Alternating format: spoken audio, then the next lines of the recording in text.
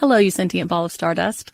My name is Casey Davis. I'm a therapist and I'm an author of the book How to Keep House While Drowning, where I talk about ways to make it a little bit easier to take care of yourself when you're overwhelmed, stressed, have mental health issues, physical health issues, or maybe you're just in a hard season of life.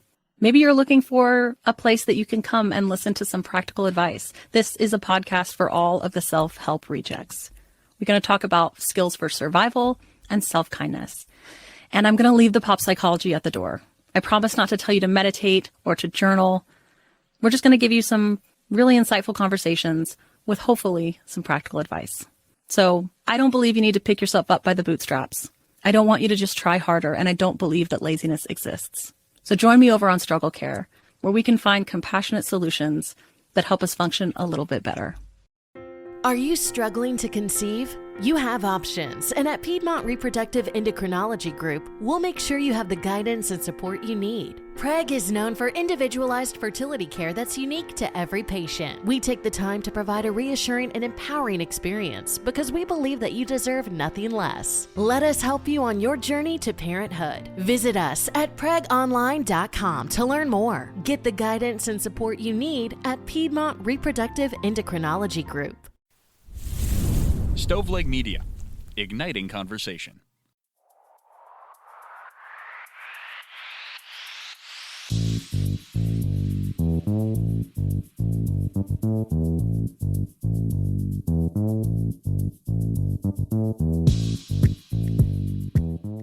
Hey guys, it's me, your favorite podcast host, Elena Grace, coming at you live to tell you a whole new story today. Happy July. As you know, every month, the first episode of the month, I do like a book or a movie or something like that. I've been trying to start mixing it up. And this month, I'm going to do it a little bit different again. I'm trying to vibe it out and figure out how to do these well. Life is a game of figuring things out, and you learn as you go. Sometimes you lead, sometimes you follow. That's what the song says. Anyway, I read this book when I was at the beach like 2 months ago, month and a half ago, something like that. Oh no, I left my sound on. I just checked my sound too. Anyway, okay, now that I'm done being unprofessional. So, this book is called Man-Eater, The Life and Legend of an American Cannibal by Harold Schechter. I'm going to say Schechter. I regret that I didn't learn how to pronounce that before I came on here to talk to you. Anyway, it is such a good book. I read it constantly when we were at the beach. Like, people commented multiple times like, damn, that has to be a good book. And I was like, yeah, it freaking is. So I'm going to tell you the story of the book's main character, Alfred Packer, the legendary American cannibal, the West's most infamous cannibal. And so I'm going to tell you Alfred's story. It's going to be like an overview kind of all of these things that happen. And then I'm going to just talk about the things that I liked kind of about the book. But I want you to know, like I want this to pique your interest so that you go read the book, okay? Because the book is so good. It is so, so good. I want y'all to go read it. It's very, very interesting. But I think that this whole story is just super interesting. Like I said, the book does an incredible job of it. Anyway, okay, I'm rambling. Let's go. So, our star, Alfred Packer, was born in 1842 in Allegheny County, Pennsylvania. He would go on to serve as an enlisted infantryman in the Union Army during the Civil War, and he would be honorably discharged in New York State due to epilepsy after 8 months. He would then move south to Iowa a little bit later and join a cavalry regiment of the Union. and he would again be discharged for epilepsy. This is when he went west.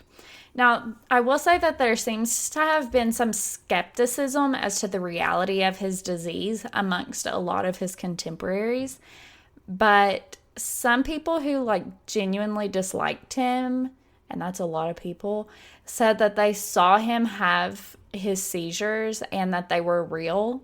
So I'm going to take it that he wasn't faking. Maybe he played it up a little bit, but he seems to have genuinely had epilepsy. Now, and you'll understand my skepticism, okay? Bear with it. Now, over the next 9 years, Alfred did tons of odd jobs, but his epilepsy, in conjunction with his awful-ass attitude, kept him from ever having a job for very long. By literally all accounts of people who knew him, he was known to steal, he was difficult to get along with, and most people just generally disliked him. Most people who knew him also were under the impression that he was basically a pathological liar. So there we go. That's why the skepticism. And a few people actually would have a soft spot for him, here and there, over the course of time. But that rarely lasted very long. And it seems to have usually been people who, felt bad for him, or they just didn't know him very well. I also want to say, before I go any deeper into the story, that different sources call him Alfred or Alfred. This is kind of important just because, like I said, different sources, some articles refer to him as Alfred. A lot actually do. He didn't know how to spell or write or something. I don't know. I don't remember exactly, but he didn't know how to do something. And he spelled his name wrong. His legal name was Alfred. Okay. He wrote it, he signed his name as Alfred for a really long time. Later on, he got better at writing, and he started signing his name as Alfred again. So, just FYI. Anyway, so this is where the story gets good. I'm not saying this is where the story begins, because really I think that the story began with his birth. I think that Alfred truly is an example of a strong mixture of nature versus nurture. Although his family doesn't seem to have been awful. I didn't find anything, and I don't remember anything in the book about his parents being bad people or treating him bad when he was a kid or anything.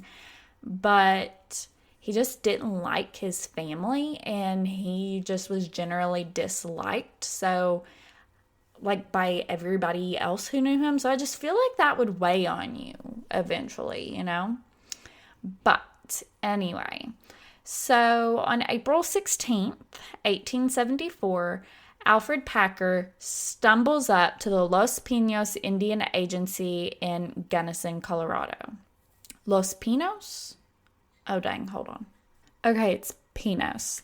I just had to double check that I wasn't accidentally mispronouncing it and then saying some awful word in Spanish. Anyway, okay, so stumbles up to the Los Pinos, which means the pines, Indian Agency in Gunnison, Colorado. Y'all, I swear, I actually speak some Spanish. So I sound like an idiot right now. Anyway, he was freezing cold. He had just came out of a snowy tundra in the Colorado mountains. And this is super important. He was completely alone.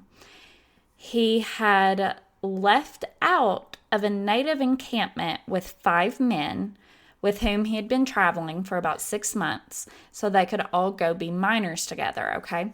And Alfred was supposed to be their guide. But everyone who knew him came to realize that he was awful at being a guide and really didn't know where he was going. This is important. Now again, 6 months ago, October 1873, a team of 21 prospectors left the Provo area of Utah, heading to Breckenridge, Colorado. The gold was to be plentiful, and it was not supposed to be overly prospected yet. But people were on their way from all over the country, and they had to get there, right? Now, on the way there, the team is in desperate need of help because they're like starving. They apparently hadn't prepared properly. I don't know what went wrong exactly, but they're literally eating horse feed at this point.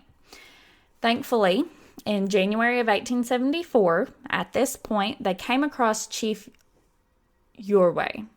He is a native chief who was well known in the West and whose tribe was known for their friendliness to the white men who traveled through.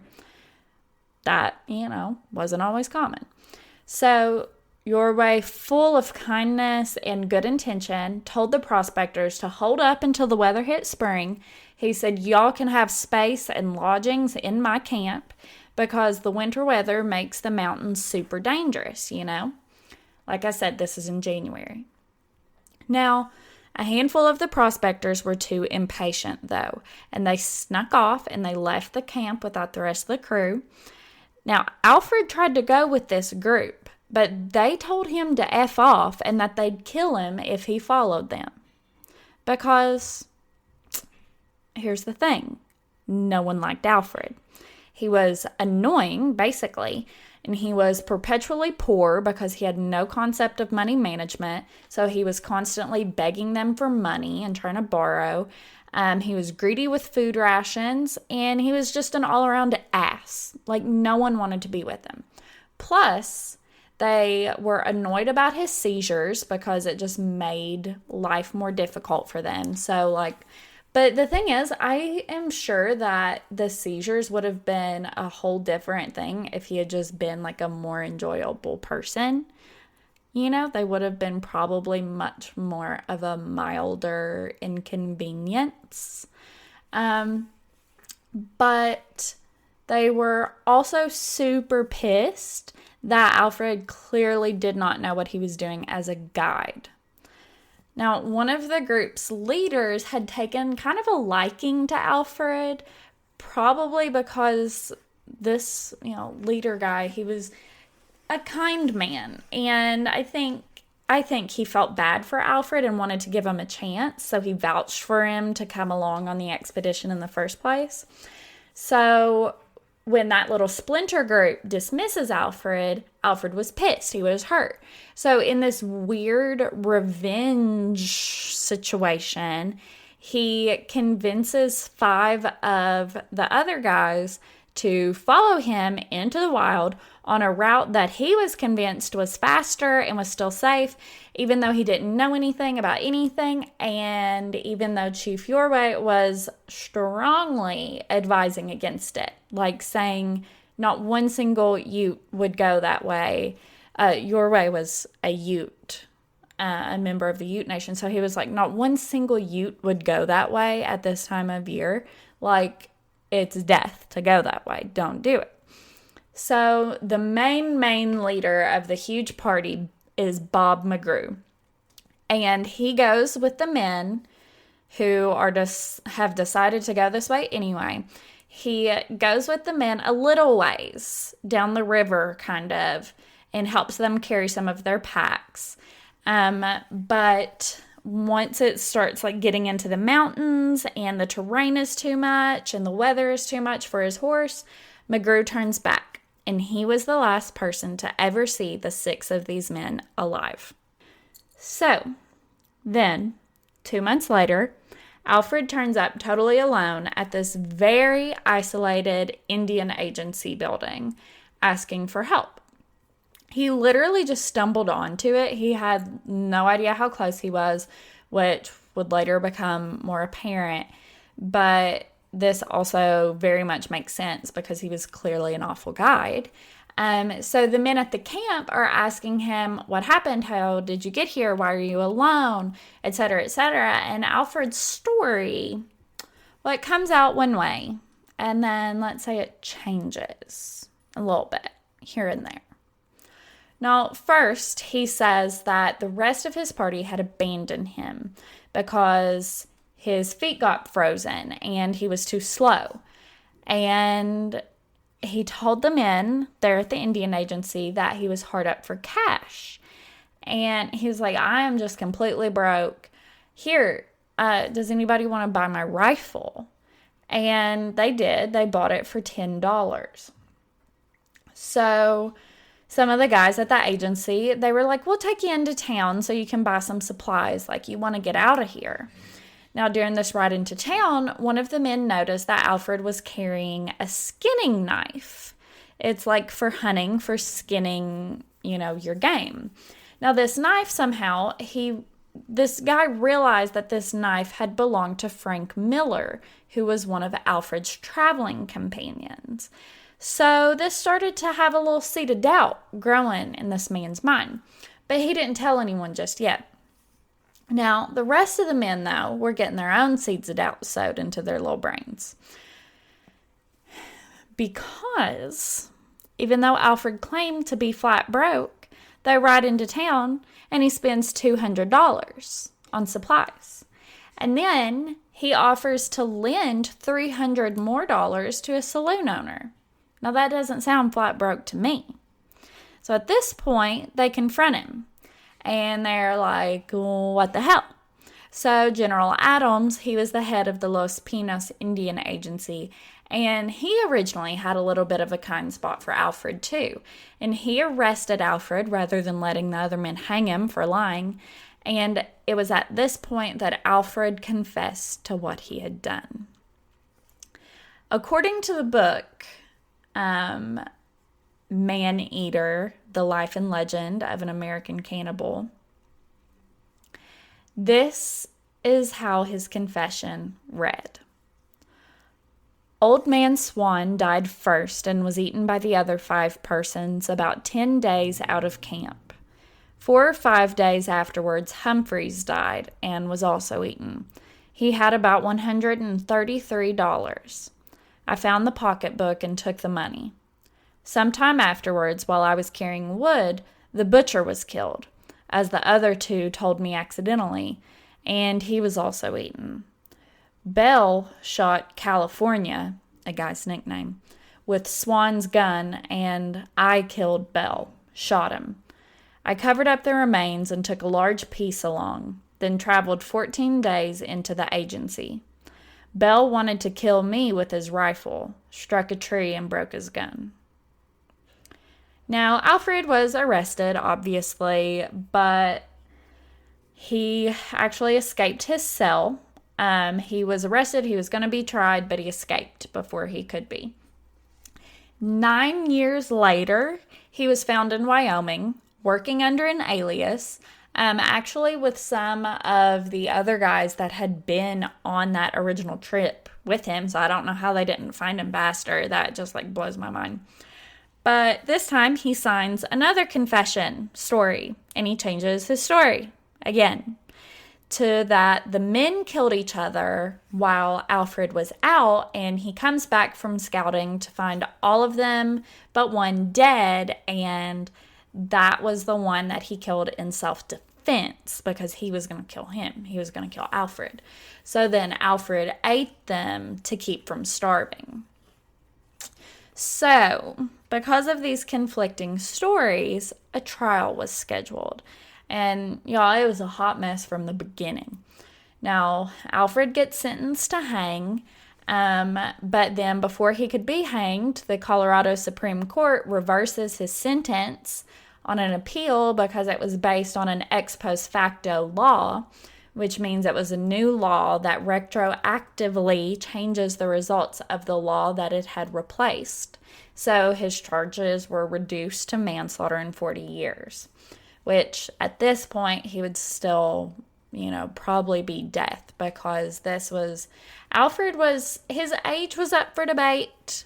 He told people different ages at different times throughout his life. But he was in his late 40s, and people didn't live much back then. So Alfred did actually get to be paroled in 1901 though, And during this time, he got to see a big city, and he described it as just awe-inspiring. He actually had a handful of avid supporters, including one journalist who firmly believed that he was innocent of doing anything maliciously, and she really took up the mantle for him. She worked really hard to try to get him off, and she did. She fought really hard, and his legal team fought really hard. Alfred also had a sweet friend who they had worked together at one point. Alfred had been like a mentor father figure to this man, and he did everything he could. He literally gave all of his money to try to get Alfred freed. He worked so hard to get him out because there were a few people who just believed in him so wholeheartedly, you know. Alfred did die of dementia at the age of 65, so he wasn't in jail for his whole entire sentence. Like I said, it was pretty much a death sentence at that point, but he was actually paroled when he passed away. Now, this is just a skimming of this man's story, okay? Like the highest level skim. I honestly cannot recommend this book to you enough. I mean, I absolutely devoured it. Like I said, people were like, Elena, can you look up from your book? That must be really good. And I'm like, yeah, it's freaking an awesome book. It's really interesting. I will say that drinking while I was reading it made some things confusing. Some names, some situations. I was like, what's going on here? I don't understand. But it is so good. That was just the margarita's fault, okay? Now, the book, again, is called Man-Eater, The Life and Legend of an American Cannibal by Harold Schechter. And of course, as always, I'll link it in today's blog post. But I want to talk about just a few of my favorite little parts of the book before I go. So, because, I mean, otherwise it would have just been an Alfred Packer episode, you know? Now, first of all, the book goes into it really goes into the courtroom. It really, really goes into Alfred's 2 trials, okay? Absolutely really fascinating, especially if you have any interest in law, legal studies, if you have any interest in cases that set precedent, that kind of thing. For example, the book briefly mentions Alan C. Hutchinson's book, Is Eating People Wrong? Great Legal Cases and How They Shape the World, which is just super interesting and is definitely something that any of my friends who are interested in law and also probably anthropology should look into. Schechter, the author of today's book, he does an awesome job talking about what was said in the courtrooms as reported by both the newspapers and official transcripts. So he takes, a wide variety. And also, I want to say he uses like some personal writings as well, like letters and journals, that kind of thing. And then he also talks about the legal teams and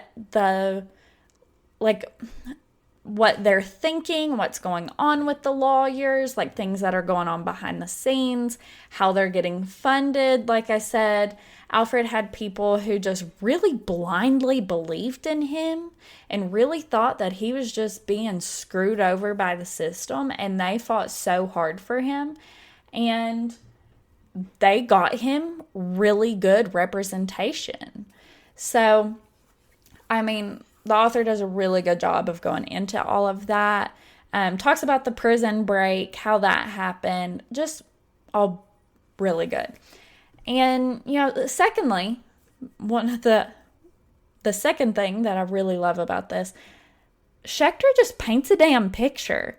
Like, I feel like I've seen some of these places and people, You get the drama of the courtroom is just palpable from the way he describes everything.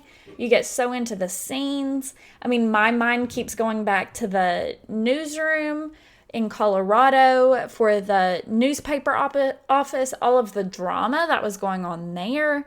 Like, I feel like I've been there. No kidding.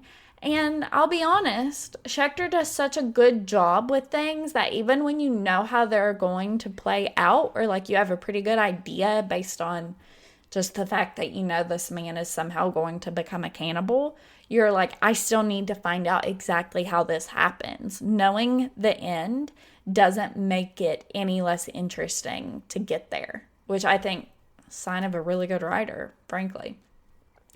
Now, finally, Schechter does an incredible job at being very objective throughout the book, and that's really important to me. I really could not decide whether or not I thought Alfred had murdered his comrades maliciously until the end of the book, when I had read everything, including the author's opinion.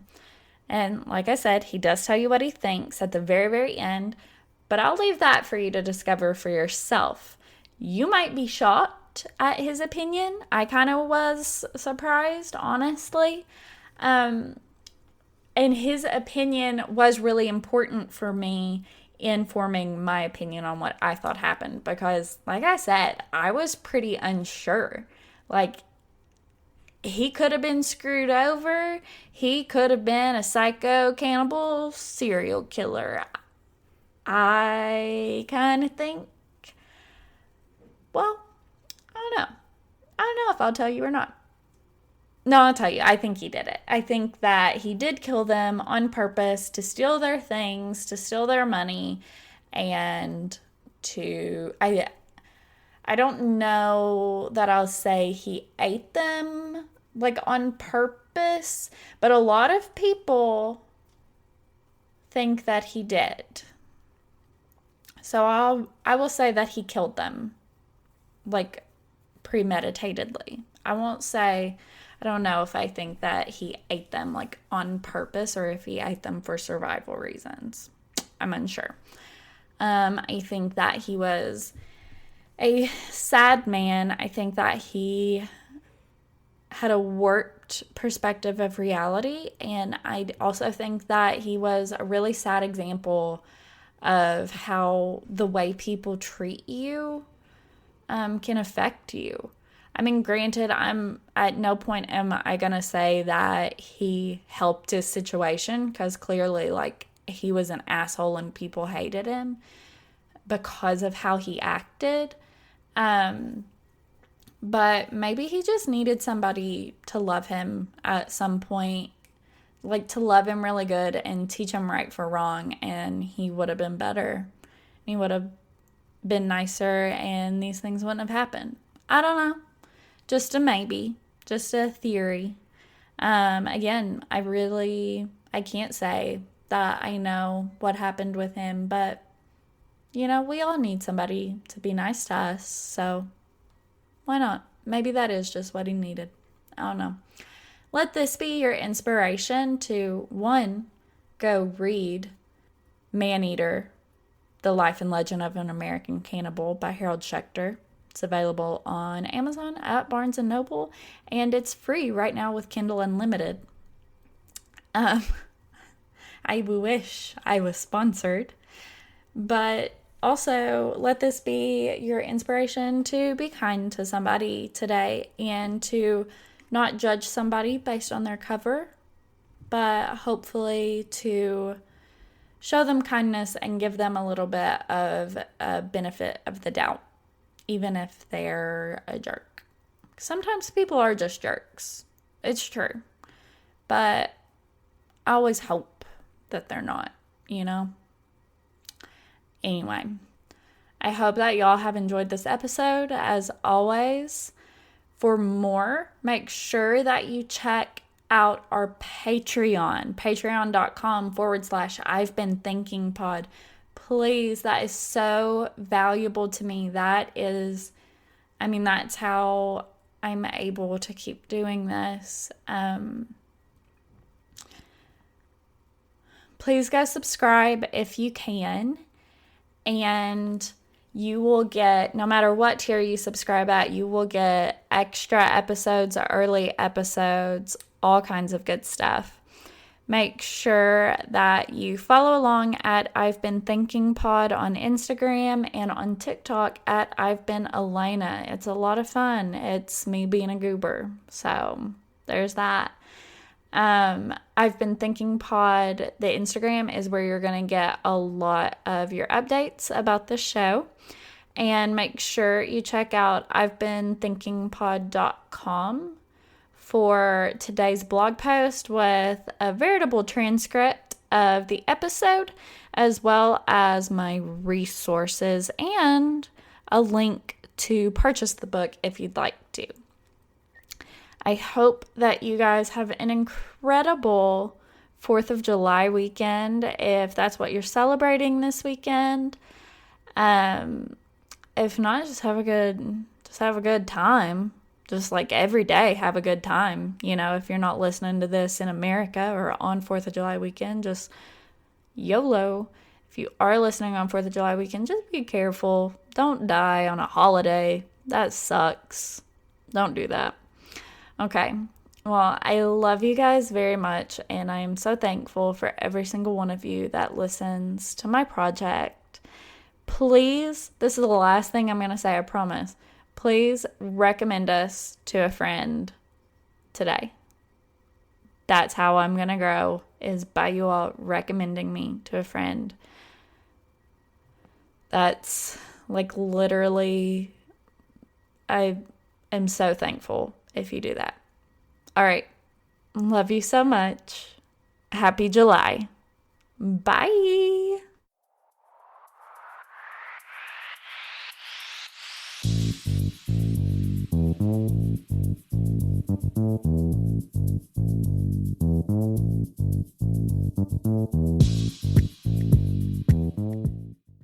Hello, you sentient ball of stardust. My name is Casey Davis. I'm a therapist, and I'm an author of the book How to Keep House While Drowning, where I talk about ways to make it a little bit easier to take care of yourself when you're overwhelmed, stressed, have mental health issues, physical health issues, or maybe you're just in a hard season of life.